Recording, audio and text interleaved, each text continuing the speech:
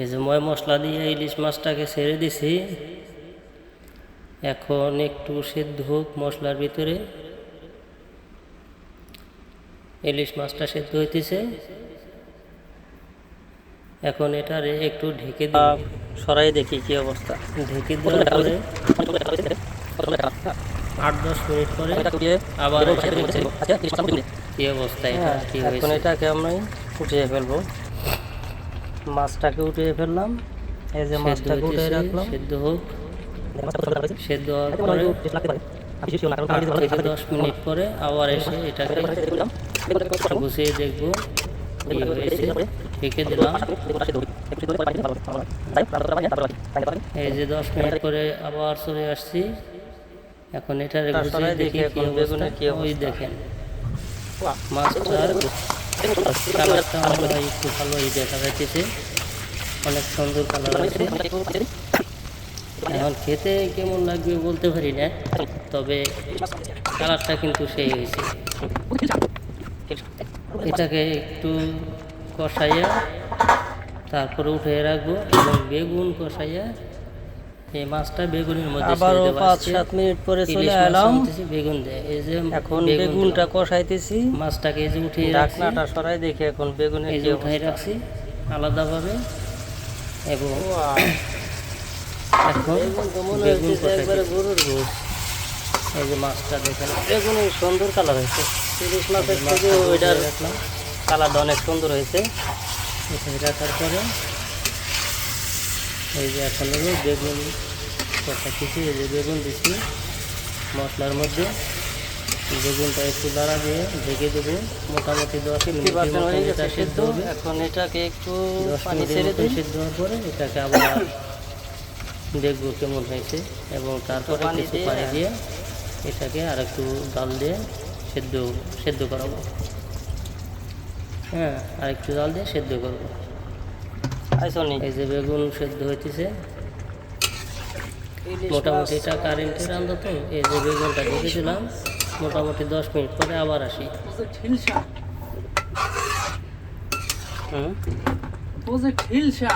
হ্যাঁ, সেদ্ধ হোক। এই যে 10 মিনিট পরে আবার চলে আসলাম। এই দেখেন বেগুনটারও অনেক সুন্দর কালার হয়েছে। বেগুনটাও 50% সেদ্ধ হয়ে গেছে। হ্যাঁ, বেগুনটা অর্ধেক সেদ্ধ হয়ে গেছে, কিন্তু এটা অর্ধেক সেদ্ধ হয়ে গেছে। এটাকে ভালো করে সুন্দর করে বেগুনটাকে কষাইয়া তারপর এটার মধ্যে পানি দিব। দেখেন বেগুনটা কিন্তু মোটামুটি অর্ধেকের বেশি সিদ্ধ হয়ে গেছে।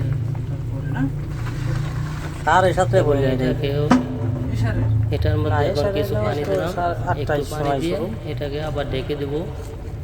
ঢেকে দেওয়ার পরে মোটামুটি আর 10 মিনিট রাখলে 10-20 মিনিট রাখলে হয়তো রান্নাটা হয়ে যাবে। এই যে একটু পানি দিলাম। পানি দিয়ে একটু লাড়াচাড়া দিয়ে মিশিয়ে এটাকে আবার ঢেকে দেব। বেগুনটারও অনেক সুন্দর কালার হয়েছে। এটা দেশের অরিজিনাল হলুদ, বাঙ্গাইনি হলুদ তো, যার কারণে অনেক সুন্দর দেখা যাইতেছে কালারটা। এখন এটাকে ঢেকে দেই। ঢেকে দেওয়ার পরে কিছুক্ষণ পরে আবার এসে দেখব বেগুনটা কতটুকু সেদ্ধ হইল।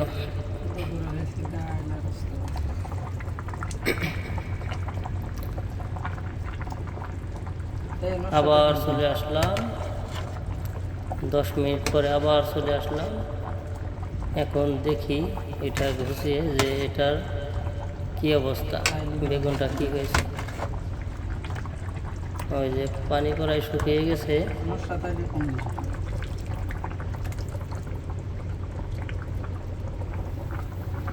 বেগুনটাকে সুন্দর করে কষাইতে হবে। না কষালে বেগুনও স্বাদ লাগবে না, পাঞ্চা লাগবে, পানি লাগবে আর কি, যেটাকে গ্রাম্য ভাষায় আমরা বলি পাঞ্চা।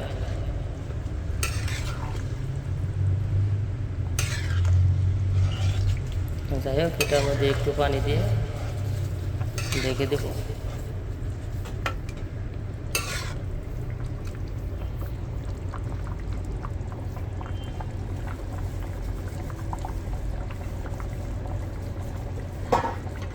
এটাকে নাড়াচাড়া দিয়ে মিশিয়ে দিই, মিশিয়ে দেওয়ার পরে ঢেকে দিতে হবে ঢাকনা দিয়ে, যাতে এটা তাড়াতাড়ি সেদ্ধ হয়,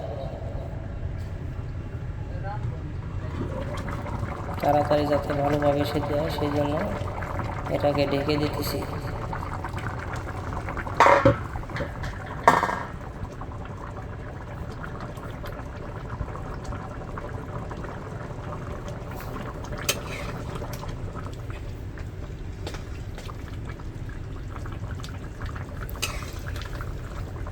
এই যে আবার চলে আসলাম, সেদ্ধ হওয়ার পরে দেখি বলক পারতেছে, হয়েছে না? মানে জাল মাল প্রায় কাছাই গেছে, বন্ধ করতে দেখি। রান্নাটা প্রায় শেষ পর্যায়ে। কিছুক্ষণ পরে এটার ঝোল মধ্যে তো মাছ লাগবেই ছেড়ে দেবো। পোকা। এই যে মাছগুলো উঠিয়ে দেবো এটার মধ্যে, মাছ উঠিয়ে দিলে তারপরে আর অল্প কিছুক্ষণ জাল দিতে হয়ে যাবে। এই যে মাছ ছেড়ে দিলাম, দেখা যাক মাছ দেওয়ার পরে এত বড় উঠছে। হ্যাঁ, হলুদ কি বেশি হয়ে গেছে যে বুঝলাম না।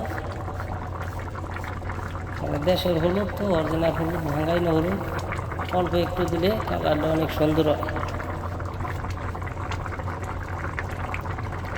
এটা হলো খাঁটি হলুদ। মাছগুলো ছেড়ে দেই, মাছগুলো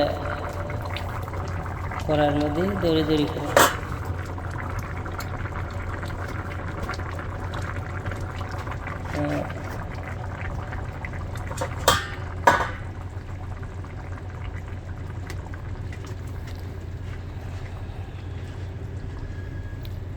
মাছগুলো দেওয়া শেষ, ঝোলটুকু দিয়ে দেই।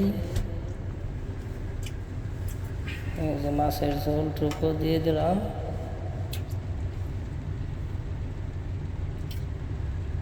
দিয়ে দেওয়ার পরে এটা আর অল্প কিছুক্ষণ জাল দেব, বেশি জাল দেব না, কারণ তরকারি সেদ্ধ হয়ে গেছে প্রায়।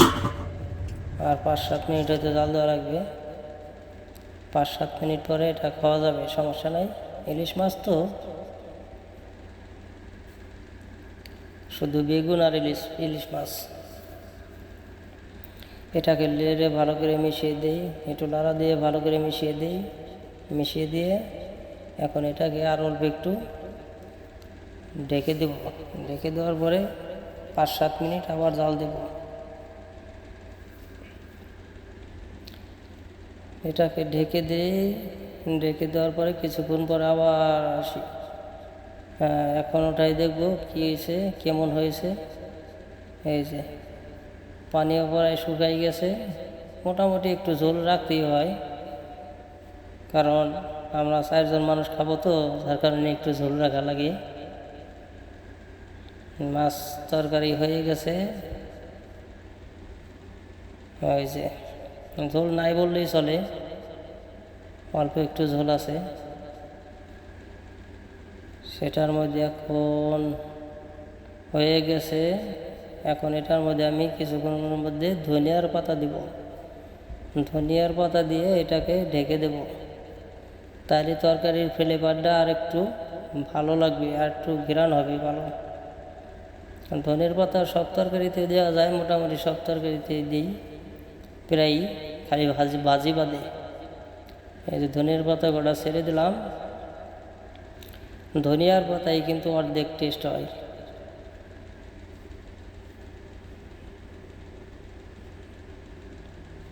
ধনিয়ার পাতা দিয়ে দিলাম।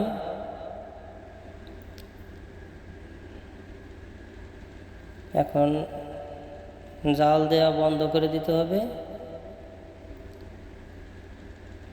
কড়াইয়ের পাওয়ারটা অফ করে দিতে হবে, কারণ বেশি সেদ্ধ হইলে আবার ধনিয়ার পাতার কোনো স্বাদ থাকবে না, ঘ্রাণ থাকবে না। সুইচটা অফ করে দিলাম। সুইচটা অফ করে দেওয়ার পরে এই ধনিয়ার পাতাটা একটু মিশাই দেই তরকারির সাথে, মানে সব জায়গায় যাতে মিশে যায়। এই যে মিশাই দিলাম। এখন মোটামুটি রান্না শেষ, ঢেকে দেব। কিছুক্ষণ পরে এসে খেয়ে দেখবো এটা কেমন হয়েছে। তবে আশা করি মনে হয় খারাপ হবে না, ভালোই হবে না। এই যে